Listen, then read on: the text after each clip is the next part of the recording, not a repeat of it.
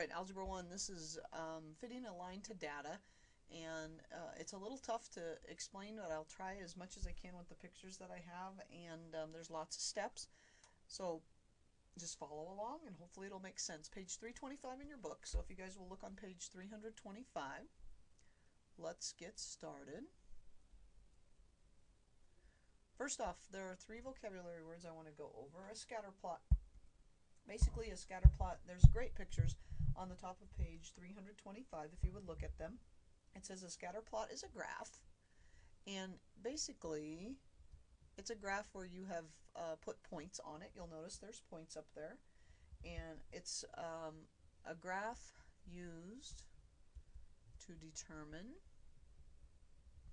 relationships. You'll notice that on one of those graphs there's dots that are just everywhere. They're scattered all over. There's no relationship whatsoever. But there's some that the dots kind of go in a positive direction. They rise up like that. And there's some that the dots are kind of, they're not perfect, which is kind of what it's really like in real life, that kind of fall downward, which follow our linear equations that we have been dealing with. So those are the 3 types of scatter plots, and they call them the correlation. Okay, correlation is the relationship. How are they related to each other? This one right here has none, no correlation. This one right here has a positive correlation. This one would have a negative correlation. So a line of fit, you know that if you have a scatter plot like this and they're scattered like so, that's not just represented with one line. The line to fit is a line that goes down the middle of them. That's not the middle, sorry, that's not drawn very well. The line that goes down through the middle of all of those dots that best represents the situation. So you want it to go down the middle, you want to have some dots below it and some dots above it. It's actually one of the things, it's called the line of, that's supposed to be an S in there, best fit. And we'll talk about that when we get to it, all right? So key concept, if you would take the time to write down these 4, I know the key concept is later, but if you take the time to write down these 4 things right now, let's do it. It says using the line of fit to model data. First thing you do is you make a scatter plot, which is going to end up looking like this up here, one of these. You decide whether the data can be modeled by a line. Is it scattered around so much that you can't see a pattern? Is there a pattern that looks like it's rising to show positive? Is there a pattern that looks like it's falling to show negative? You draw a line that appears to fit the data closely. You take a ruler and you just kind of move it around a little bit, and you see it doesn't have to go through 0, 0. I get lots of kids who think it does. The dots dictate it. Where are those? You move your ruler according to where it may have some of the same number of dots above and below your line. And then you write an equation using 2 points on the line. So you draw your line and you pick 2 points on those lines, and then you use what we've been doing. You take the 2 points and you find the slope, and you take one of the points and you find the b, and then you have yourself an equation that fits that situation. So let's take a look at it. It says describe the correlation of the data graphed in the scatter plot. First off, there is a correlation. They're not just scattered every which way. This is a positive correlation because the dots are rising from left to right. Okay? And that's positive means, look at it. The more hours spent studying, look what happened to the test scores. They went up. And that makes sense that that would have a positive effect on a test score if you are studying. But look at what happens if you're watching lots of TV. Your test scores go down. So there's a negative correlation between number of hours watched and test scores. Okay?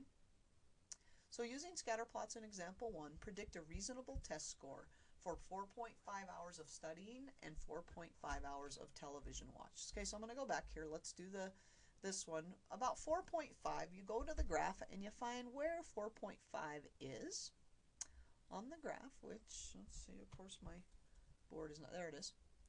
4.5 is right here, between 4 and 5. Okay, these are numbering by ones, but so we're skipping, we're 4.5. So we're going to go up, and where would our dot best fit in here? Probably right in there. Okay, so if you're studying hours of study, 4.5 hours, then you're looking at getting maybe in the 68 range for your test score. Wow, that must be a hard test if you have to study that much, huh? Now, what about hours of watching TV? Let's find 4.5 again. It's right here. We'll go up and it fits about in here. Wow. Is it better to watch TV? What does that mean? You get a 70. I don't know. No, let's not read into that. All right.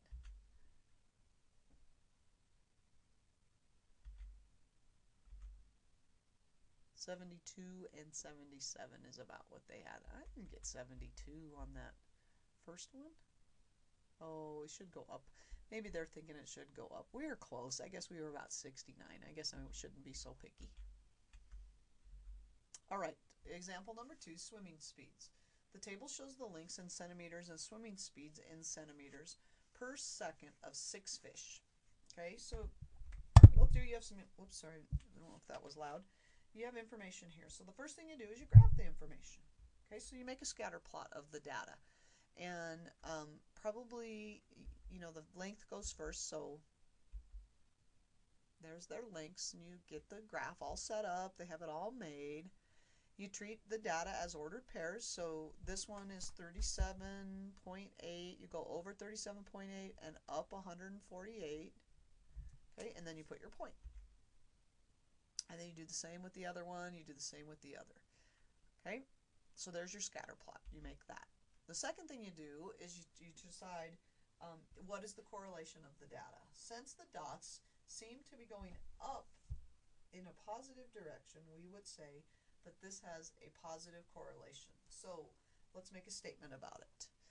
The longer the fish, the faster it swims. So make a scatter plot of the data in the table and then describe the correlation of the data. So what you guys need to do is you're gonna, I can't do this very well, you're gonna get a piece of graph paper. And here's 0 and here's the biggest x value is 6, so we could probably number by ones. 1, 2, 3, 4, 5, 6. There's our x values. These are our x's.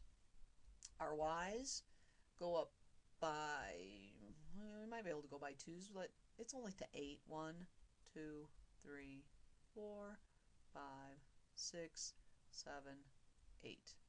Now plot all those points. 1, 2, over 1, up 3, over 2, up 4, over 3, up 4. You guys continue on, and then after you look at the dots, and is there a positive correlation or is there a negative correlation? And then you just finish that out.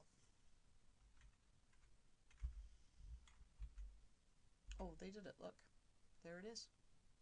And that's definitely a positive correlation. Those are rising. We don't know what they are. The numbers don't tell us, but whatever they are positively related. All right, example number 2. No, I'm going backwards, sorry. Example number 3. The table shows the number of active red cockaded, I don't know how to say that, woodpecker clusters in a part of the DeSoto National Forest in Mississippi. Ay, ay, ay. Write an equation that models the number of active clusters as the function of number of years since 1990. Okay, so when you are graphing here it says since 1990, here's 92. These are our points that we're going to graph. Okay, so what they do, notice since years since 1990, this starts 1990, 91, 92, 93, 94. So you don't have to write out all of the years. You can just use the last number, okay? So you make a scatter plot of all of that data.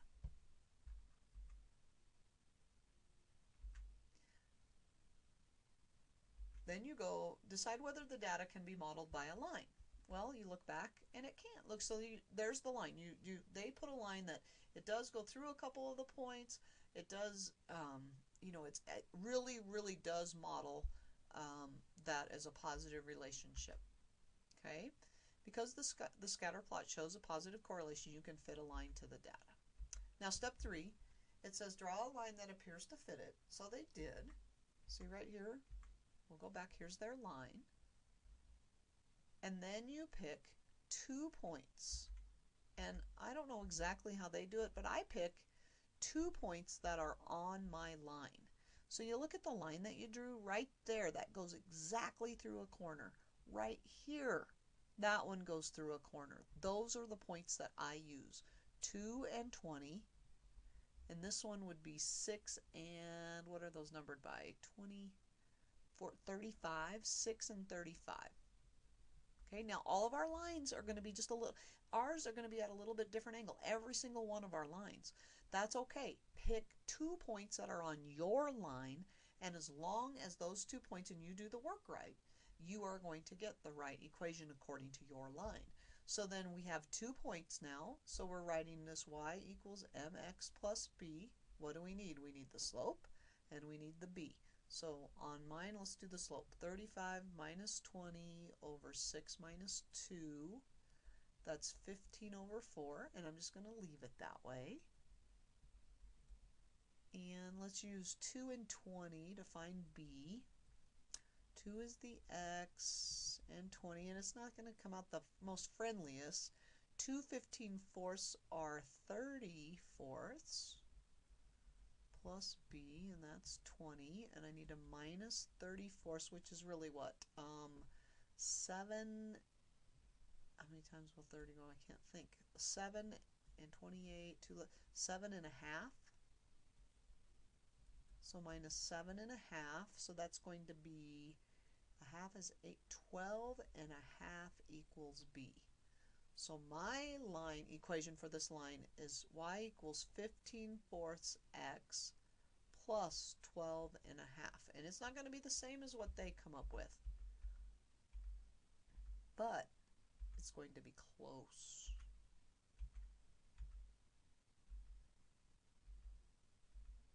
They're doing all the same thing we just did, and there's their line. Let's see where theirs crosses. 38, so that's 38 divided by 3 is 12, which is 36, and 2/3 left over. Where is mine crossing? 12 and a half. See how close those are? Everybody's line is going to be a little different, so don't freak out if it's you know, not exactly the same. Use this data in the table to write an equation that models y as a function of x. Okay, so let's go through this whole thing. We'll go through the whole setup so you know exactly how to do it. So you make a graph of this data. That's the first thing you do. Here's your x's and here's your y's. So let's see. I'm going to number by ones. 1, 2, 3, 4. And maybe let me see if they do the graph. They don't. And then this one, I'm going to number by 2's. 2, 4, 6, 8, 10, 12, 14. Now this is kind of hard because I don't have graph paper. So 1, 3 is about right there. 2, 5 is right there. 3, 8 is up there. 4, 9. 5, 11, 6, 12 years are going to be better. Look at that, almost a perfect straight line. 8, 14 is up here. Now it's definitely a positive relationship. Take your ruler and draw a line. I was trying to turn the paper here. Draw a line that goes through all of these. It's almost a perfectly straight line. Pick 2 points on your line. They can be existing points. They can be points that are up here. That's fine.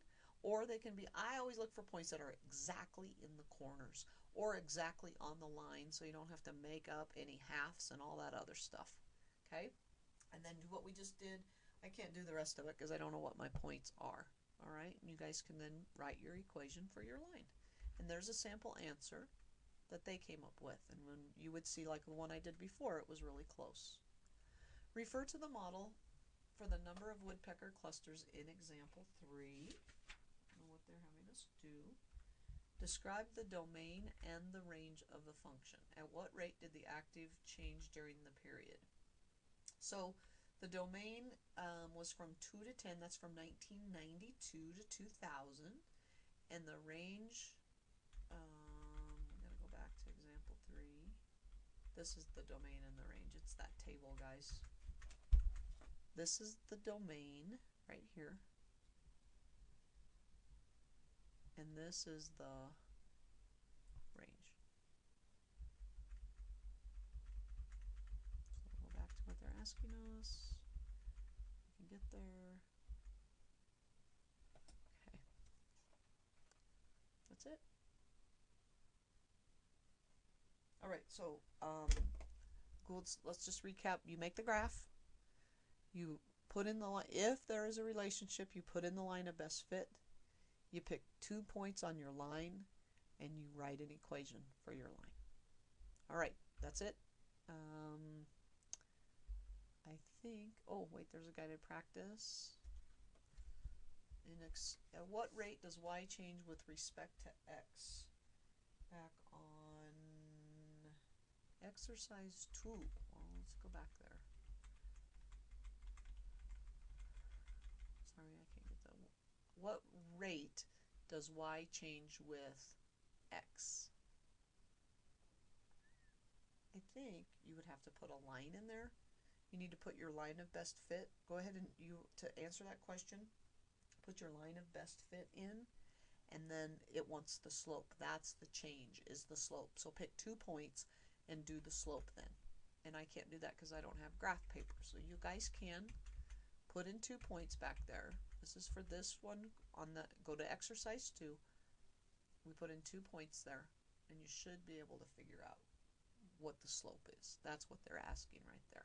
Rate of change.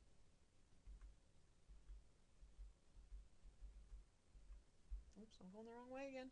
Okay, that's it. Good. Done. We'll see you next time. Bye.